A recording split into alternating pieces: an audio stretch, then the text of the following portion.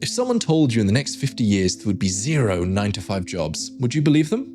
Well, this is Naval Ravikant. He's the multi-millionaire investor in Uber, Twitter, and Notion. And in this video, you're going to learn why he believes there will be 0 9-to-5 jobs in the future, what will replace the 9-to-5 jobs, and what skills you need to avoid mass replacement. On April 14th, 2022, Elon Musk bought Twitter for $44 billion. The first thing he did was lay off 40,000 employees, and the company still runs better than it did before. And this phenomenon of mass layoffs and company shrinkage is only going to accelerate as time goes on. The statistical research company found that in June 2024, 3 million Americans lost their job. And other experts predict that AI could replace 800 million jobs by 2030. It's clear that 9-to-5 jobs are becoming more scarce and they're harder to keep. But why is this happening? Why are the safe and stable 9-to-5s that our parents relied on slowly becoming extinct? To understand this and prepare for our future, let Naval introduce a Nobel Prize winner. So Ronald Coase is an economist who has this Coase theorem, a very famous theorem, but it basically just talks about why is a company the size that it is? Why is a company one person instead of 10 people, instead of 100, instead of 1,000? Now, to understand Coase theorem and its significance for predicting the future of work, imagine that you own a boat building company. You could either go into the forest yourself, cut down the trees, log the trees back to your mill the trees, and then have the resources to build a boat, or you could just buy the wood pre-milled from another company that's already done the work. Coase theorem states that the easier and simpler it is to work with external companies, the more you'll do that, and therefore the smaller your company needs to be. And thanks to the internet and this information age that we're in, it has never been easier to work with external companies. You can contact anyone, anywhere, anytime. You can browse websites with hundreds of services and pay with the click of a button and see hundreds of reviews immediately. And that is why company size is shrinking. But what does this mean for the average person? And is this even a bad thing? Well, according to the World Health Organization, 450 million people struggle with mental illness. And the CDC found that in 2021, 4 out of 10 students felt persistently sad or hopeless. And one of the reasons for this is that young people feel so overwhelmed with the mountain of options that are presented in front of them. It feels impossible to commit and study and work in just one field when the future feels so uncertain. But what if there was a new and better way to work and live? Let's go to Naval. If you go back to hunter-gatherer times, how we evolved, we basically worked for ourselves. We communicated and cooperated within tribes, but each hunter, each gatherer stood on their own and then combined their resources with the family unit. But there was no boss hierarchy where you're like the third middle manager down. In the farming age, we became a little bit more hierarchical as we had to run farms, but even those were still mostly family farms. It's industrial work with factories that sort of created this model of thousands of people working together on one thing and having bosses and schedules and times to show up. The reality is if you have to go, I don't care how rich you are, I don't care whether you're like a top Wall Street banker, if you have to go, if somebody can tell you when to be at work and what to wear, and how to behave, you're not a free person. You're not actually rich. So we're in this model now where we think it's all about employment and jobs. And intrinsic in that is that I have to work for somebody else. But the information age is breaking that down.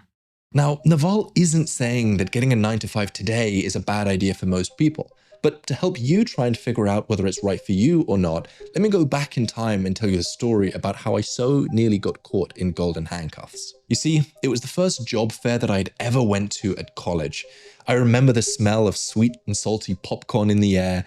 I remember the stalls lined up next to each other with people trying to get you to work for them. And I remember the chaos and nervousness that I felt going into it all. The students were walking around like clueless sheep, and it felt like the recruiters were like wolves waiting to prey on them. And I remember listening to this old and hairy guy just droning on about salary and benefits and 3 weeks of vacation per year. And what I realized was that the purpose of all of these benefits was to keep you in the same place. If they were just bad enough that the company didn't have to shell out lots of its profit, but just good enough that you didn't look for other options, These companies could keep you chained to a job that you didn't hate for decades. And these corporations trick you into thinking that the true success of life is just climbing the corporate ladder only to retire at 65 with not much time left to do anything significant. But after I started listening to Naval, I realized that the greatest success in life doesn't come at 65, it can come far sooner.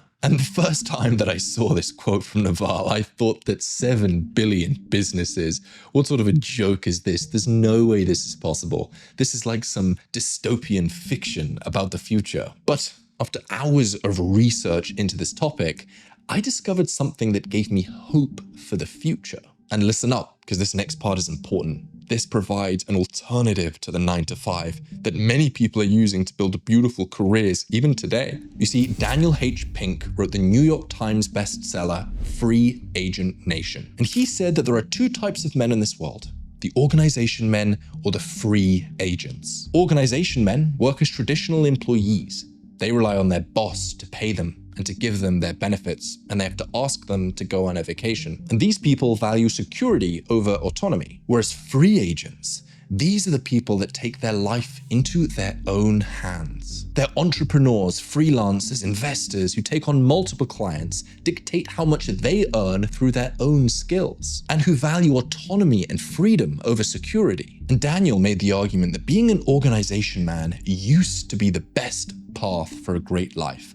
But is that still the case? Well, in Pink's book, he discovered that a free agent is twice as likely to have an income over $75,000 per year compared to an organization man. And not only that, Goldman Sachs predicts that the creator economy is going to be worth $500 billion by 2027. I realized that if I wanted to take advantage of this, I needed to get out of that career fair, I needed to drop out of college, and I needed to become an entrepreneur. And that's exactly what I did. And a few years later, I've started 6 businesses that have made $10,000 a month and 3 businesses that have made $100,000 a month.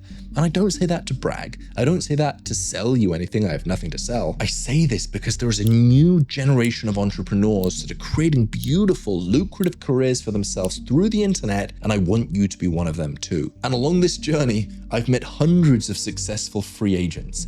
And after a while, I noticed that they all had a pattern. They all shared 3 simple skills that differentiated them from the traditional organization man. And I believe these skills are critical because they guarantee that you won't be replaced by a robot in the future. All right, skill number 1. NASA named a landing site on Mars the Bradbury Landing after influential author Ray Bradbury. And Bradbury said, just write every day of your life. Read intensely, then see what happens. Most of my friends who are put on that diet have very pleasant careers. Bradbury understood that the most successful people in life share one skill: writing. Or more specifically, the ability to think clearly and articulate your thoughts through words. And some people hold the belief that AI will one day replace writers. I think what's more likely to happen is that writers with AI will replace writers. And learning to be a great writer can be as simple as listening to Stephen King. Write and read, and do it a lot. But writing on its own is not valuable. Edgar Allan Poe, Oscar Wilde, Herman Melville, these great writers died broke, having no one in their lifetime appreciate their work. So I asked myself, what are these great writers missing? And the answer is sales. The way you make your skill of writing and articulation monetizable is through sales. If you can write, you can speak. If you can speak, you can sell. And if you can sell, you can succeed. In Naval's words, the ability to write, reason, speak, persuade, and calculate will always be foundational. Now, these 2 skills are great, but they're also quite common, which is why you need a 3rd skill which is unique to you. This is the thing that you'll charge for. So ask yourself, what skill are you good at or want to be great at? And this could be anything. It could be health, podcasting, ghostwriting, video editing, helping relationships, high-ticket sales, social media marketing. That list could go on forever. You just need one skill to pair with writing and selling that's unique to you that you can actually deliver on to create value and monetize. And remember, you're not going to get rich renting out your own time. You must own equity, a piece of a business, to reach financial freedom. So start that business, take that leap. You won't regret it. And if you want help on doing that, click this video on screen. It's free. There's no funnel. I'm not selling you anything. I just think you'll enjoy it.